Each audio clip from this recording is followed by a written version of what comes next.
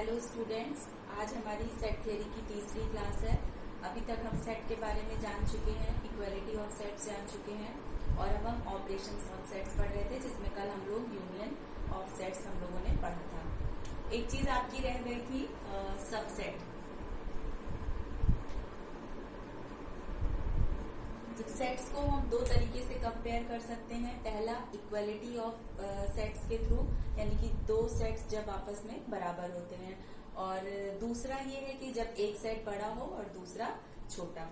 तो equality of sets जो हम लोगों ने पढ़ा था, उसमें अगर दो सेट ए और बी आपस में इक्वल होते हैं तो उनमें नंबर ऑफ एलिमेंट्स इक्वल होते हैं, और ए के सारे एलिमेंट बी में मिल जाएं और बी के सारे एलिमेंट हमको ए में मिल जाएं। लेकिन सपोज दैट क्या हो कि जब ए के सारे एलिमेंट बी में मिल जाएं लेकिन बी के पास कुछ एलिमेंट्स ज्यादा रहें, जैसे कि इफ ए में है एलिमेंट आपके ए बी सी डी ई,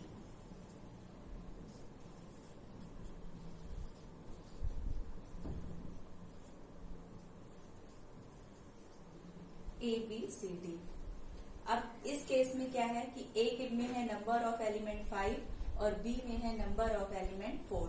तो ये दोनों सेट नंबर ऑफ एलिमेंट के पॉइंट ऑफ व्यू से इक्वल नहीं है, लेकिन बी के सारे एलिमेंट हमें कहाँ पर मिल रहे हैं, ए में मिल रहे हैं। तो दो सेट्स को कंपेयर करने का एक और तरीका ये है कि बी के सारे एलिमेंट ए में मिल रहे हैं और ए बी से थोड़ा बड़ा है। तो जब किसी सेट के सारे एलिमेंट किसी और सेट में पाए जाते हैं, तब उस सेट को दूसरे सेट का सबसेट कहते हैं। यानी कि बी इज सबसेट का साइन ये है, जो सबसेट रहता है ये हल्का सा उल्टा यू की तरह पे है, और जिधर से आपका सरफेस क्लोज रहता है उधर छोटे सेट यानी सबसेट को लिखा जाता है, और जिधर से इसका मुंह ओपन रहता है उधर आपको बड़ा सेट लिखना है। यानी कि बी इज सबसेट ऑफ ए। अब सबसेट भी दो तरीके से होते हैं, पहला और दूसरा। पहला होता है आपका प्रॉपर सबसेट, इसको हिंदी में बोलते हैं उचित उपसमुच्चय।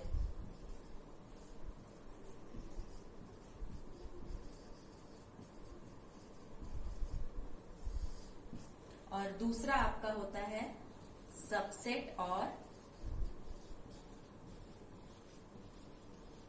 इक्वल। अब बी जो है प्रॉपर सबसेट के लिए जो सिंबल यूज होता है वो होता है ये आपका ऐसे लेटा हुआ यू, और सबसेट और इक्वल के लिए आपका सिंबल यूज होता है सबसेट का साइन रहेगा और नीचे आप एक इक्वल का साइन का एक स्लीपिंग लाइन आप लेंगे, तो ये आपका हो गया सबसेट और इक्वल का साइन। जब किसी सेट के सारे एलिमेंट किसी दूसरे सेट में पाए जाएं और दूसरा सेट पहले सेट से थोड़ा ज्यादा हो, उसमें कुछ एक आध एलिमेंट अधिक हो, तब हम बी को यानी उस पहले सेट को दूसरे सेट का प्रॉपर सबसेट कहेंगे। अब यहीं पर एक हम तीसरा सेट एज्यूम करते हैं, जिसमें एलिमेंट है ए बी सी डी ई। तो इस केस में अगर हम ए को सी से कंपेयर करते हैं तो हम देख रहे हैं कि ए के सारे एलिमेंट सी में पाए जा रहे हैं। इस केस में हम बोलेंगे ए इज सबसेट, और क्योंकि हम सबसेट सबसे पहले कंपैरिजन शुरू करते हैं तो हम चेक करते हैं कि इसके सारे एलिमेंट इसमें पाए जा रहे हैं या नहीं। तो ए इज सबसेट, फिर हम देख रहे हैं कि सारे ही पाए जा रहे हैं, तब हम लिखते हैं ए इज सबसेट और इक्वल टू सी। सेट्स में इक्वलिटी के लिए आपका दोनों साइड से ये प्रूफ होना जरूरी होता है, यानी कि जब ए इज सबसेट और इक्वल टू सी होगा, और दूसरी condition C is also subset और इक्वल टू ए, ये कंडीशन कब होती है, ये सिंबल आपका होता है इफ एंड ओनली इफ का, if and only if A is equal to C.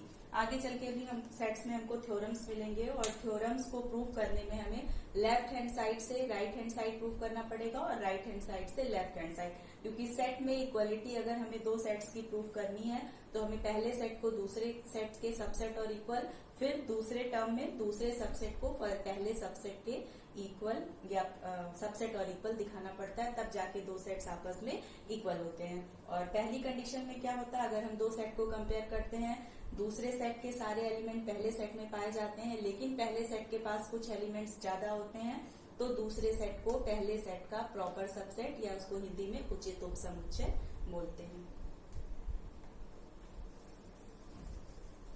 Next है हम लोग ऑपरेशंस ऑन सेट्स पढ़ रहे थे। कल हम लोगों ने यूनियन पढ़ा था, उसका हम एक क्विक रिवीजन कर लेंगे। जो पहला ऑपरेशन था वो था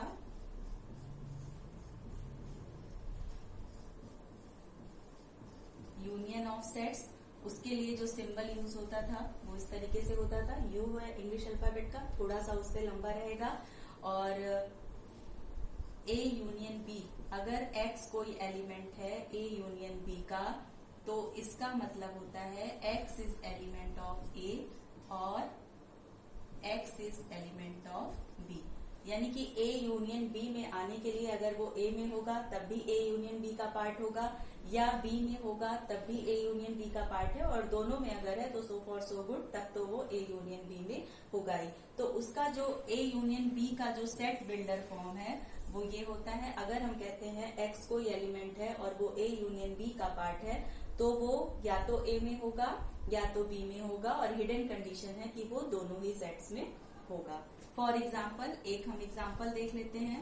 if A is equal to 1 2 3 and B is equal to 3 4 and 5। यहाँ पर हमको सेट्स को लिखने की कंडीशन रिमाइंड करनी है कि अगर कोई एलिमेंट हमारे पास रिपीटेटिव टाइम आता है तो उसे हम सेट में सिर्फ और सिर्फ एक बार लिखते हैं।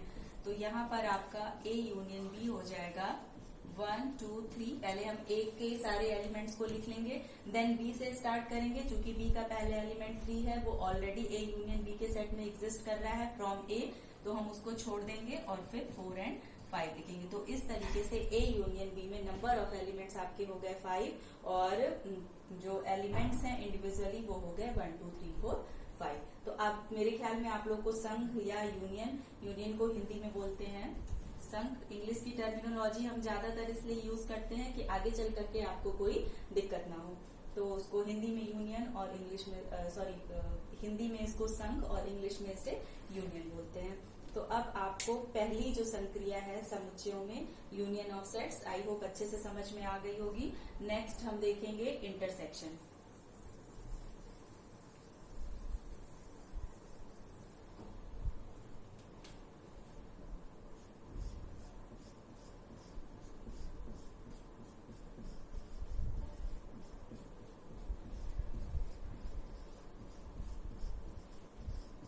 Intersection of sets.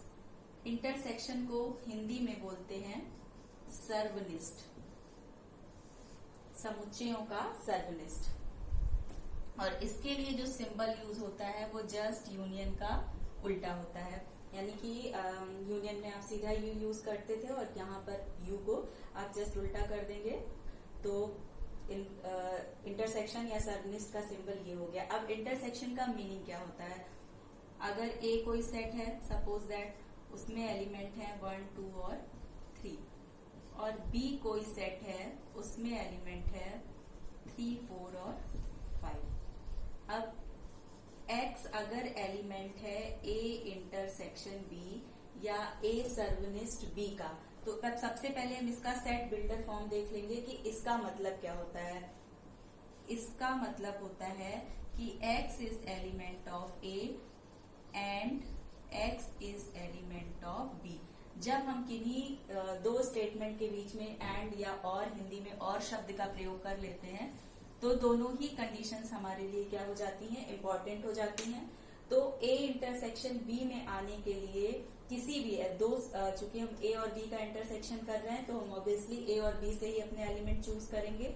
a intersection b में आने के लिए किसी भी एलिमेंट को a का भी पार्ट होना होगा और b का भी पार्ट, यानी कि a इंटरसेक्शन में वो ही एलिमेंट्स आएंगे फ्रॉम a एंड b जो a में भी हो और b में भी हो। अब हम एलिमेंट वाइज चेक करना स्टार्ट करेंगे। सबसे पहले a में आता है 1 is only the part of a not b, यानी कि 1 जो है सिर्फ a का पार्ट है, b का पार्ट नहीं है, हम उसे छोड़ देंगे। देन हम 2 पे आएंगे। 2 भी हमको साफ साफ दिखाई दे रहा है कि वो सिर्फ a में है, b में नहीं है। उसके बाद आता है a का तीसरा एलिमेंट 3 आपका a में है लेकिन b में भी है, तो जो आपका a इंटरसेक्शन b में पहला एलिमेंट होगा वो आपका हो जाएगा 3। अब उसके बाद हम नेक्स्ट देखेंगे कि b के एलिमेंट, b में अब 3 के बाद आता है 4, जो चूंकि सिर्फ वो बी में है ए में नहीं है, उसी तरीके से 5 सिर्फ बी में है ए में नहीं है, तो यानी कि इन दोनों में जो कॉमन कड़ी है वो है सिर्फ 3। तो ए इंटरसेक्शन बी में जो एलिमेंट आएगा वो होगा 3। अब सेट्स का इंटरसेक्शन करने के लिए जो सेट्स होते हैं वो दो टाइप के होते हैं। एक होता है इंटरसेक्टिंग सेट्स,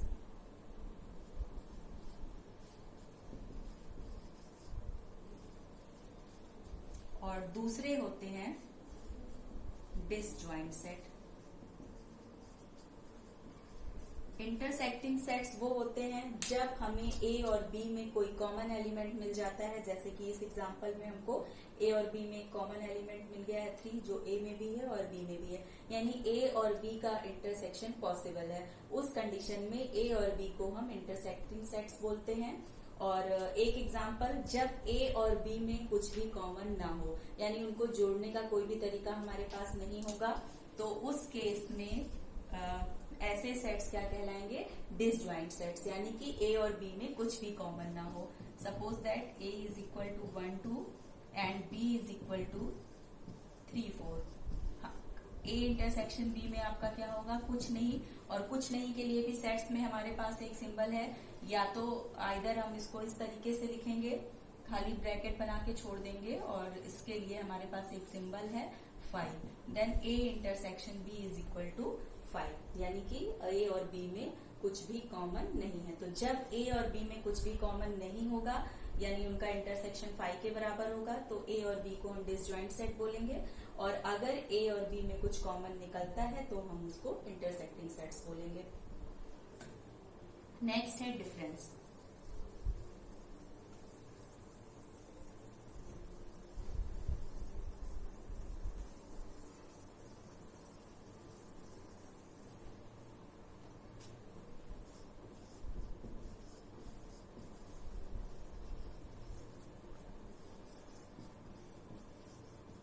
इसके लिए सिंबल माइनस जैसा होता है, लेकिन माइनस से थोड़ा लंबा और थोड़ा मोटा।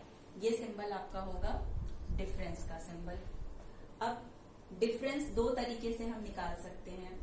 मान लीजिए हमारे पास दो सेट्स हैं ए और बी। तो पहला ये है कि अगर हमें दो लोगों को कंपेयर करना है, तो अगर हम पहले को बुलाते हैं, सपोज दैट आपके क्लास में या कोई भी दो बच्चे हैं, एक का नाम ए है और एक का नाम बी है। ए बैठा है, ए लंबा है और बी छोटा है। अब हमने ए को चूज कर लिया और अब हमें ए से बी को कंपेयर करना है, तो हम क्या बोलेंगे? A is longer than B, A B से या taller than B, A B से बड़ा है। लेकिन अगर हम बी को पहले चूज करेंगे तो हमें क्या बोलना पड़ेगा? क्योंकि हमारी प्रायोरिटी अब क्या है? बी। हमें बी से स्टार्ट करना है, कंपेयर करना है, तो हमको बोलना पड़ेगा बी ए से छोटा है, यानी हमको बी की क्वालिटी बतानी है। पहले केस में जब हम ए की तुलना किसी और से कर रहे हैं तो हमको ए की क्वालिटीज को हाईलाइट करना होगा, और दूसरी कंडीशन में जब हम बी की तुलना ए से कर रहे हैं, यानी कि हमने बी को पहले चूज किया है, तब हमको बी की क्वालिटी या जो भी उसकी क्वालिटी उसको हमें हाईलाइट करना पड़ेगा। यानी कि अब हम ये देख रहे हैं हमारे पास डिफरेंस निकालने के दो तरीके हैं। पहला, हम ए डिफरेंस बी निकाल सकते हैं, और दूसरा है कि हम बी डिफरेंस ए निकाल सकते हैं। तो ए डिफरेंस बी, अगर x कोई एलिमेंट है ए डिफरेंस बी का, तो इसका सेट बिल्डर फॉर्म में क्या मतलब होता है कि x is element of A and x is not the element of B.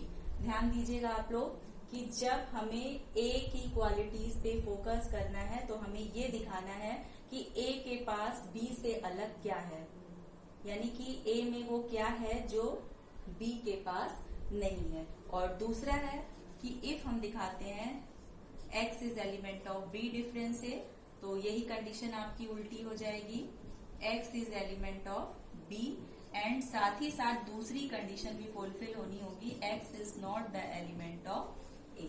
तो यहाँ पर आप देख सकते हैं कि दो समुच्चयों में या दो सेट्स में हम डिफरेंस या अंतर को दो तरीके से निकाल सकते हैं। पहला कि पहला अंतर दूसरा, और दूसरा अंतर पहला, यानी कि ए डिफरेंस बी और बी डिफरेंस ए। एक एग्जांपल लेंगे और उससे वो आपका और ज्यादा क्लियर हो जाएगा।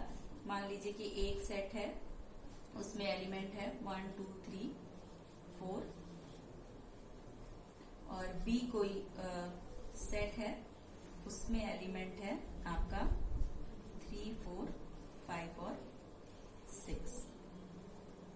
अब यहाँ पर पहले केस में हमको निकालना है A डिफरेंस B, यानी हमें ये देखना है कि A के पास B से अलग क्या है। सबसे पहले हम एलिमेंट वाइज ही आते हैं। पहला एलिमेंट देखते हैं 1, जो कि B के पास नहीं है, यानी कि A के पास ये एक यूनिक चीज 1 है जो B के पास नहीं है। नेक्स्ट हम आते हैं 2 पर। 2 को जब हम B से कंपेयर करते हैं तो हम ये देखते हैं कि सेट B में 2 नहीं मिल रहा है, तो हम यहाँ पर हमारा दूसरा एलिमेंट हो गया 2।